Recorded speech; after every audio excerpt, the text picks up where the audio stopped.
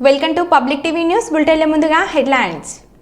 వరంగల్ భద్రకాళి ఆలయ సమీపంలో మహా అన్నదానం.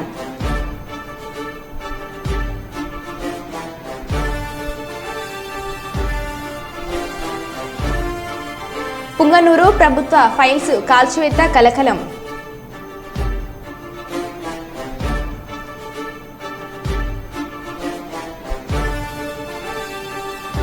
మట్టెవాడ ప్రభుత్వ పాఠశాలలో కోతుల బెడద.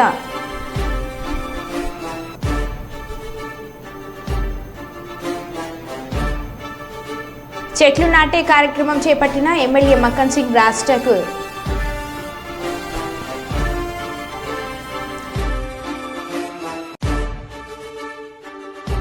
నిర్లక్ష్యంగా వ్యవహరించే ఎంజీఎం సిబ్బందిపై కలెక్టర్ ఫైర్.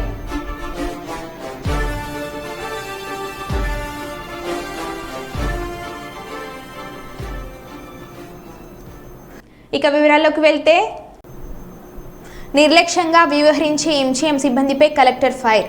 వరంగల్ ఎంజీఎం ఆసుపత్రిలో ఆకస్మిక తనిఖీలు నిర్వహించిన జిల్లా కలెక్టర్ సత్యశారదాదేవి. విధుల్లో లేని డాక్టర్ల గైర్హాజరుపై తీసిన కలెక్టర్ స్వయంగా రోగుల వద్దకు వెళ్లి సమస్యలు అడిగి తెలుసుకున్న జిల్లా కలెక్టర్ డాక్టర్ల విధులపై హాజరు పుస్తకాలను తెప్పించి మరీ ఆరా తీశారు.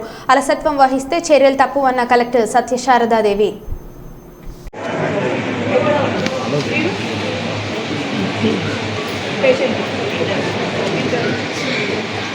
ఓన్లీ ఇక్కడ ఇంటర్న్సే ఉంటారా?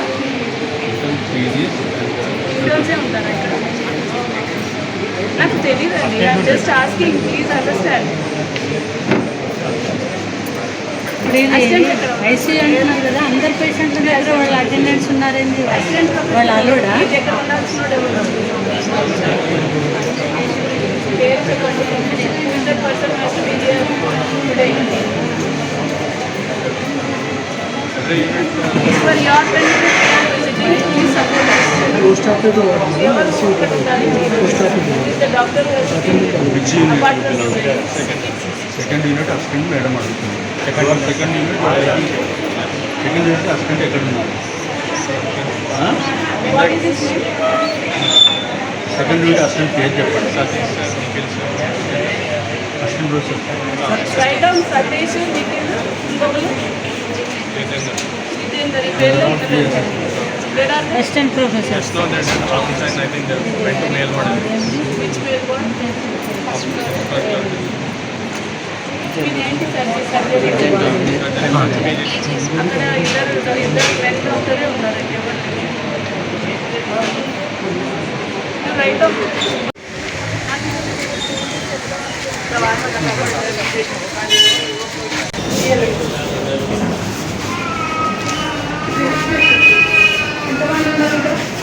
కిషోర్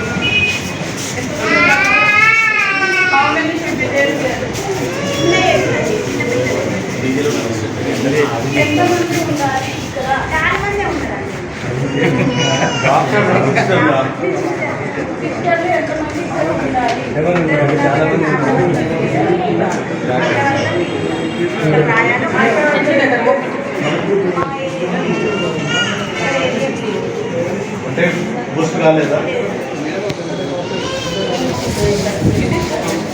ఇది OP 5 processors, 5 associate processors, and 10 assistant processors. You are the only one who is there. No, I am the assistant processor here. They are associate professor there. Senior resident. తనిఖీ గురించి చెప్పండి.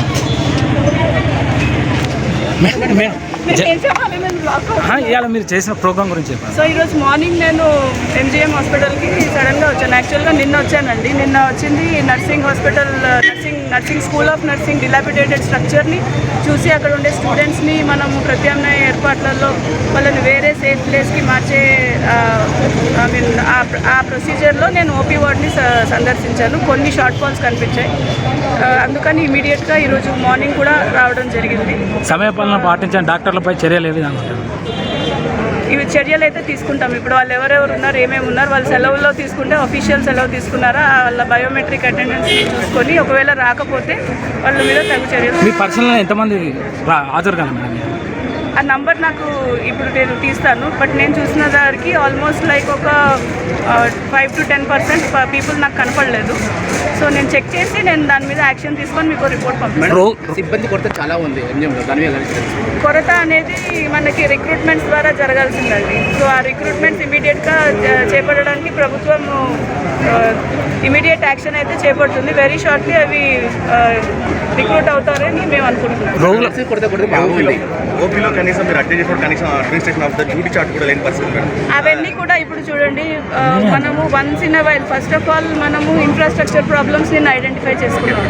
ఇప్పుడు నెక్స్ట్ మనము వైద్యులు ఎవరున్నారు ఎవరు లేరు అనేది ఇవాళ చూసాం. ఫర్దర్గా ఇంప్రూవ్ చేస్తూ వెళ్తాము. ఒక టైం బౌండ్ టార్గెట్స్ పెట్టుకొని ఈ హాస్పిటల్ని మంచి స్థాయిలోకి పెట్టడానికి మనం కృషి చేయాలి. కర్నూలు జిల్లా ఎస్పీ కృష్ణకాంత్ని మర్యాదపూర్వకంగా కలిసి నియోజకవర్గంలో పలు సమస్యలపై వివరించి వినతి పత్రం అందజేసిన పాణ్యం ఎమ్మెల్యే శ్రీమతి గౌడ్ చరితారెడ్డి, టీడీపీ నంద్యాల జిల్లా అధ్యక్షులు మల్లెల రాజశేఖర్.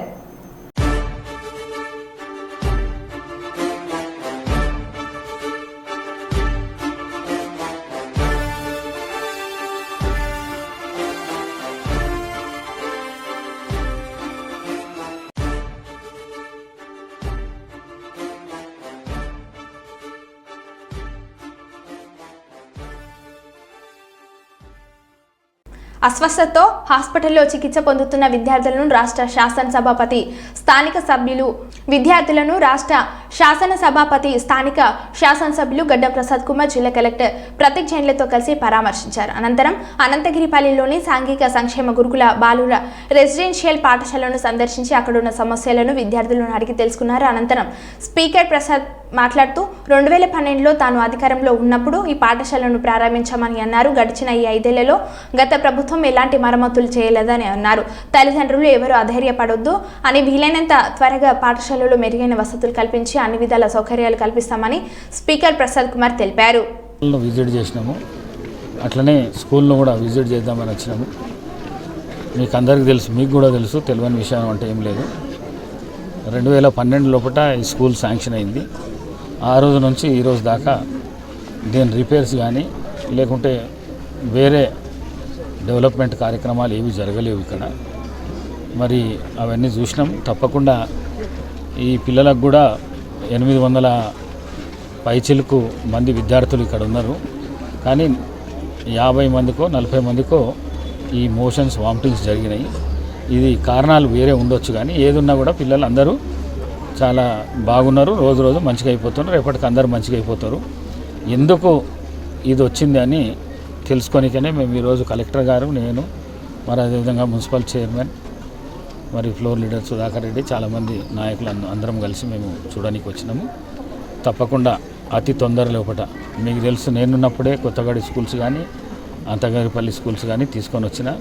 మరి ఇమీడియట్గా దీని మీద యాక్షన్ తీసుకొని కలెక్టర్ గారు, నేను ఇద్దరము ఈ రిపేర్స్ కానీ, మరి అట్లనే ఇలా స్టాఫ్ క్వార్టర్స్ కూడా ఉన్నాయి, అవి కూడా దాంట్లో స్టాఫ్ ఎవరు ఉండలేరు, వాళ్ళను ఉండే విధంగా ఆ స్టాఫ్ క్వార్టర్స్ కూడా రిపేర్ చేయించి అవి కూడా చేస్తాం. అట్లనే బాత్రూమ్స్ కూడా బాగలేవు, బాత్రూమ్లన్నింటినీ మంచిగా చేయించి ఈ పిల్లలు నలుగురు వండుకొనికే మంచాలు చేసింది, కానీ కింద పడుకోకుండా 4 పైనే పడుకుంటున్నారు.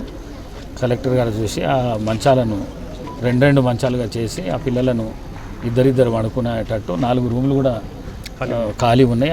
ఆ రూమ్లలో వారిని ఆ విధంగా పెట్టే విధంగా ప్రయత్నం చేస్తాం. అట్లనే స్కూల్కు హాస్టల్ వార్డెన్ కూడా లేదు, ప్రిన్సిపాల్ ఒక్కడే ఉన్నాడు. ఒక్కంతో చాలా కష్టమైన పని, ఇంతమంది పిల్లలను ఇది చేయాలని అంటే కలెక్టర్ గారు చెప్పిండ్రు. అతి తొందరలో ఒకట హాస్టల్ వార్డెన్ కూడా తీసుకొని వస్తాం ఈ స్కూల్కు. మరి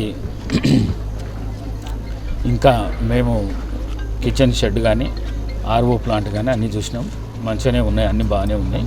సాధ్యమైనంత వరకు ఇక్కడ ఉన్న చిన్న రిపేర్స్ ఏవైతున్నాయో అవన్నీ ఎంత డబ్బు కానీ ఏమన్నా కానీ ఒకవేళ ప్రభుత్వం తరఫున తీసుకొచ్చేది ఉంటే తీసుకొస్తాం, లేకుంటే మా స్పెషల్ డెవలప్మెంట్ ఫండ్ ఉంటుంది, లేకుంటే కలెక్టర్ గారి దగ్గర ఫండ్ ఉంటుంది. ఆ ఫండ్తో ఇమీడియట్గా వాటన్నిటిని రిపేర్ చేయించి ఈ స్కూళ్ళు పాత స్కూల్ ఎప్పుడైతే 2012లో ఏ విధంగా ఉండేనో ఆ విధంగా చేసి పిల్లలకు అందరికీ మంచి స్కూలు అందించే విధంగా తల్లిదండ్రులు ఎవరు భయపడవలసిన అవసరం లేదు. పిల్లల విషయంలో ఒకట అందరూ మంచిగా హాస్పిటల్లో రికవర్ అవుతున్నారు, తప్పకుండా రికవర్ అయిపోతారు. ఇక ముందు ఇట్లాంటి కార్యక్రమాలు జరగకుండా చూసే పని కలెక్టర్ గారిని నేను కానీ లేకుంటే ఇక్కడ ఉన్న చైర్మన్ కానీ మరి లీడర్స్ అందరం పట్టించుకొని ఆ విధంగా కార్యక్రమాలు చేస్తామని చెప్పేసి తెలియజేసుకుంటూ సెలవు తీసుకుంటాం. వెంకట నరసింహ బ్యానర్లో నిర్మించే సీఎం సినిమా చిత్రీకరణ లొకేషన్స్ కొరకు మహబాద్ జిల్లా కురవి మండల కేంద్రంలో వివిధ ప్రాంతాలను ఆయన పరిశీలించారు. ఈ సందర్భంగా ఆయన మాట్లాడుతూ అల్లుడు బంగారం, అంతేనా, ఇంకేం కావాలి, మహారాజు, బాబా భావమరిది వరుస సినిమాలు చేస్తున్నాను. ఈ క్రమంలో రేవంత్ రెడ్డి ఒక రైతు కుటుంబంలో జన్మించి ఇక్కడికి ఒకటిగా వచ్చి తెలంగాణ సీఎం అయ్యారని అన్నారు. సీఎం రేవంత్ రెడ్డిని ఆదర్శంగా తీసుకొని సీఎం సినిమా చేయాలని మహబాద్ జిల్లాలో లొకేషన్లు పరిశీలించామని ఆయన తెలిపారు. దానిలో ఉన్న భూ సమస్యలు పరిష్కారం కాలేదని, సదా బైనామాలు తప్పులు ఉన్నాయని, భూ కబ్జా చేశారని, ఎవరు కూడా ఆత్మహత్యలకు పాల్పడవద్దు. మీరు ఆత్మహత్యలు పాల్పడితే మీ పిల్లలు, మీ భార్యను, అన్న తమ్ముళ్లను, అక్క చెల్లెలను అందరినీ మీరే బాధ పెట్టిన వారు అవుతారని, చనిపోయి సాధించేది ఏమీ లేదు, బతికి సాధిద్దామని, అవసరమైతే సీఎం రేవంత్ రెడ్డి వద్ద కొట్లాడి మన సమస్యలను పరిష్కరించుకుందామని ఆయన రైతన్నలకు భరోసా ఇచ్చారు. మీద పుట్టిన బిడ్డనేని సొంతూరు కూడా మరిపెడ బంగ్లానే ఈ మహబూబాద్ జిల్లానే మంది నాది. నా banner Shri Venkata Lakshmi Narasimha productions. Total cinema industry మా కుటుంబం దయ వల్ల నేను రైటర్గా, డైరెక్టర్, ప్రొడ్యూసర్గా వరుసగా సినిమాలు తీస్తున్నానండి. ఇప్పుడు ఈ రేవంత్ రెడ్డి గారిని దృష్టిలో పెట్టుకొని సీఎం సినిమా తీయడం కారణం కూడా తెలంగాణలో కానీ యావత్తు గల్లీ నుంచి ఢిల్లీ వరకు రైతులు పడుతున్న బాధలు కానీ ఇవన్నీ దృష్టిలో పెట్టుకొని రైతులే దేశానికి వెన్నుముక అంటారు, నిజమే అది. కానీ ఆ రైతుల వెన్ను ఇరిచేస్తున్నారు. అందుకనే దీన్ని దృష్టిలో పెట్టుకొని సీఎం అనే సినిమా తీయబోతున్నానండి. ఒక రైతే సీఎం, ఆ రాష్ట్రానికి సీఎం అయితే ఎలా పరిపాలిస్తాడు, అదే దట్ ఈస్ రేవంత్ రెడ్డి గారు. మీ అందరి దయ వల్ల, తెలంగాణ ప్రజల దయ వల్ల, మా తల్లిదండ్రుల దయ వల్ల సినిమా ఇండస్ట్రీలో ముందడుగు వేశాను. అలానే ఒక అడుగు 100 అడుగుల దాకా వేసుకుంటూ వెళ్ళిపోతున్నాను. రైతన్నలారా, భూ సమస్యలు పరిష్కారం కాలేదని, సాదా బైనామాల తప్పులు ఉన్నాయని, భూ కబ్జాలు చేసిరని మీరు ఆత్మహత్యలు చేసుకోవద్దు. ఎందుకంటే మీరు ఆత్మహత్యలు చేసుకుంటే ఇంటికి పెద్ద దిక్కు. మీరు మీ పిల్లల్ని, మీ భార్యని, మీ అన్నదమ్ములని, అక్కజల్లెల్ని, తల్లిదండ్రుల్ని అందరిని బాధ పెడుతున్నారు మీరు. అందుకే మీరు ఎవరు చనిపోవద్దు, బతికి సాధిద్దాం. రేవంత్ రెడ్డి గారిని కొట్లాడి ఆయన దగ్గరికి వెళ్ళి ఈ భూ సమస్యలకి పరిష్కారం చేసుకొని ప్రతి రైతుకు న్యాయం చేసుకునేలా చేద్దాం. దయచేసి మీ అందరికీ రైతన్నలకు దండం పెట్టి చెప్తున్నా, మీరు ఎవరు చావద్దు, సస్తా అనే మాట కూడా మీరు రావద్దు దయచేసి. ఎందుకంటే ఈ తెలంగాణ ఆత్మ బలిదానాలు చేసుకుంటూ సాధించుకున్నాం. ఇక కూడా మనం చచ్చిపోతే ఇక తెలంగాణ తెచ్చుకునేందుకు, ఇక మనం చచ్చేందుకు, బతికేందుకు. అందుకే బతుకుదాం, బతికి సాధిద్దాం తప్ప సచ్చి సాధించేది ఏం లేదు. మీరు భయపడొద్దు. రైతన్నలందరికీ దండం పెట్టి చెప్తున్నా, రేవంత్ రెడ్డి గారిని మరీ మరీ మరీ కొట్లాడి మనకు న్యాయం చేసుకుందాం. బలరామన్ ఆయన నిజంగా చాలా, ఆయన ఒక మంత్రికి ఉన్నప్పుడు, ఎంపీకి ఉన్నప్పుడు, నేను ఒక ఎంపీని, ఒక మంత్రిని అసలు మర్చిపోతానండి. ఆ ఫీలింగ్సే ఉండదు. ఒక అధికారం ఉన్న నేను ఒక లీడర్ని, ఒక నాయకుడిని, ఒక ఎంపీని, మంత్రిని మర్చిపోతాడండి. ప్రతి పేదవాడు వెళ్తే ప్రతి ఒక్కరికి అన్న, అక్క, చెల్లి నీకేం కావాలని మరీ మరీ వచ్చి వాళ్ళ సమస్యలు పరిష్కరించి వాళ్ళకు న్యాయం చేస్తాడండి. అసలు అది కాదండి నిజంగా మనసున్న మహారాజని చెప్పుకోవడానికి. ఆయన గురించి చెప్పాలంటే పేజీలు సరిపోవండి, అంత గొప్పవాడు. తెలంగాణలోనూ ఒక గిరిజన ముద్దు బిడ్డ అంటే బలరాం నాయక్ అన్నే. అందుకే ఈ బలరాం నాయక్ అన్న పిసిసి అధ్యక్షుడైతే తెలంగాణలో ఎస్సీ, ఎస్టీ, బీసీ, మైనార్టీ ప్రతి పేదవాడు ఒక రాజకీయ నాయకుడు అవుతాడు. తెలంగాణలో ఉన్న పేదవాళ్ళందరికీ న్యాయం జరుగుతుంది అని ఆశిస్తూ బలరాం నాయక్ అన్న గారికే పిసిసి అధ్యక్ష ఇవ్వాలని నేను జాతీయ బీసీ చైతన్య సమితి తెలంగాణ అధ్యక్షుడిగా డిమాండ్ చేస్తున్నాను. ఆయనకే రావాలని కోరుకుంటున్నాను. నందికొట్కూరు మున్సిపాలిటీలో వైసీపీకి భారీ షాక్. మున్సిపల్ చైర్మన్ సుధాకర్ రెడ్డితో పాటు మరో 19 మంది కౌన్సిలర్లు బైరెడ్డి రాజశేఖర రెడ్డి సమక్షంలో టీడీపీలో చేరిక. బైరెడ్డి సిద్ధార్థరెడ్డి వర్గం నుంచి బైరెడ్డి రాజశేఖర రెడ్డి వర్గంలో చేరిక. మున్సిపాలిటీ టీడీపీ హస్తగతం.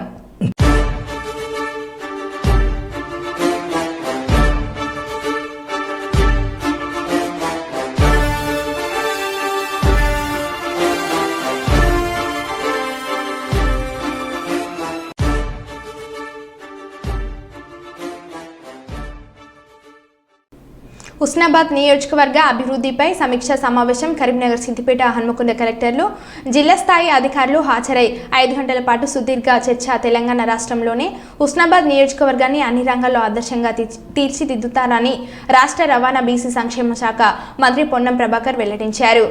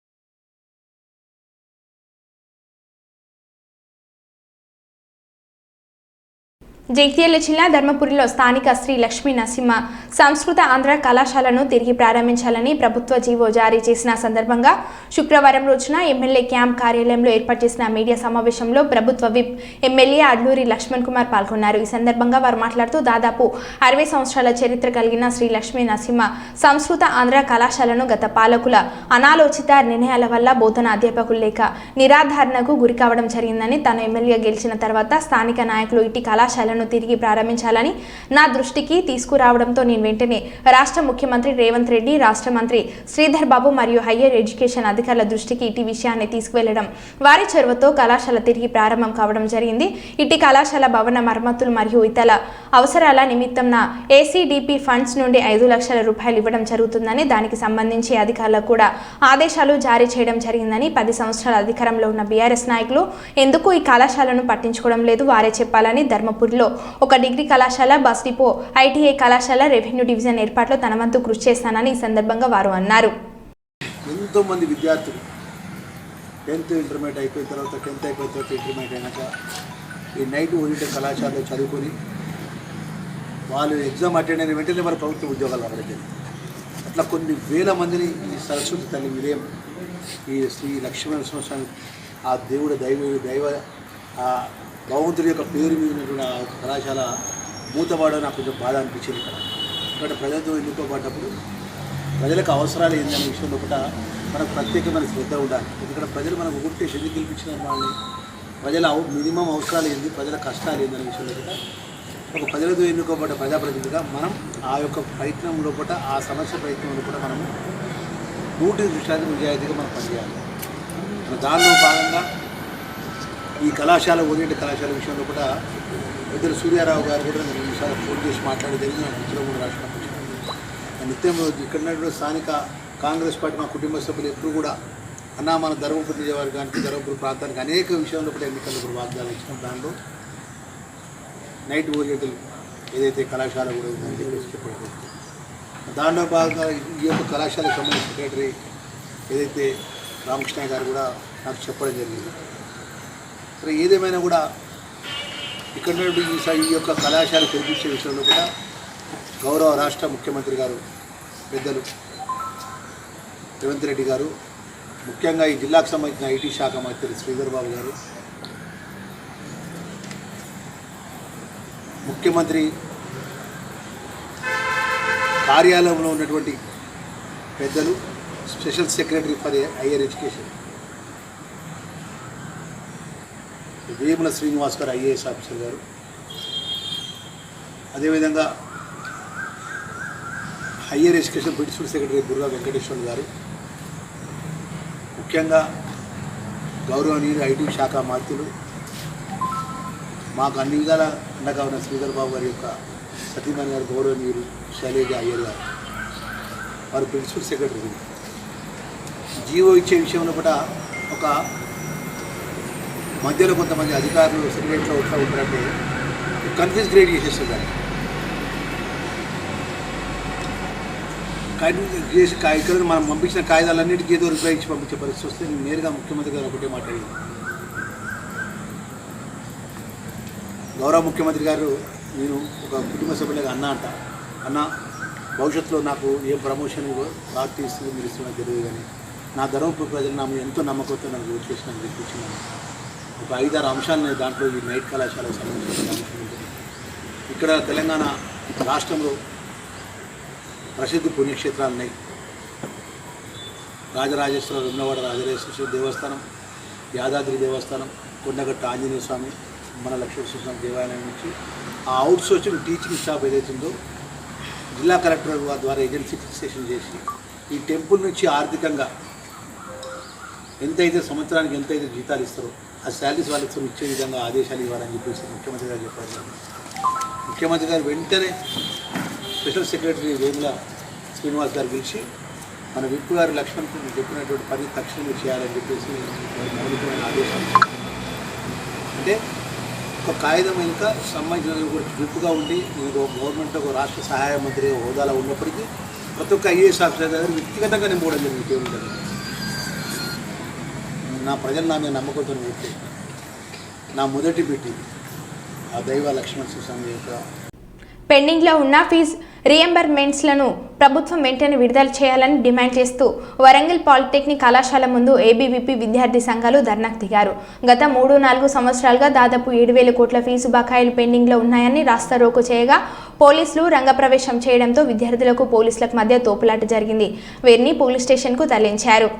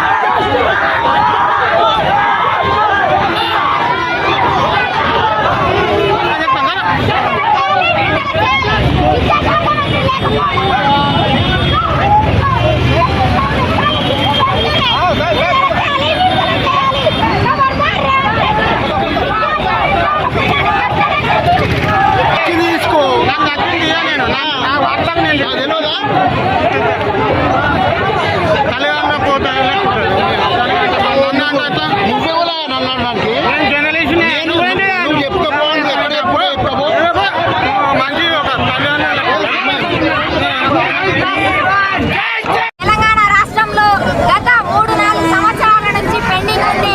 7,000 కోట్ల ఫీజు రియంబర్స్ పెండింగ్ లో ఉంటే ఈ చేతగాని ప్రభుత్వానికి, సోయి లేని ముఖ్యమంత్రికి ఇప్పటికి వరకు కూడా కనీస చిత్తశుద్ధి లేకుండా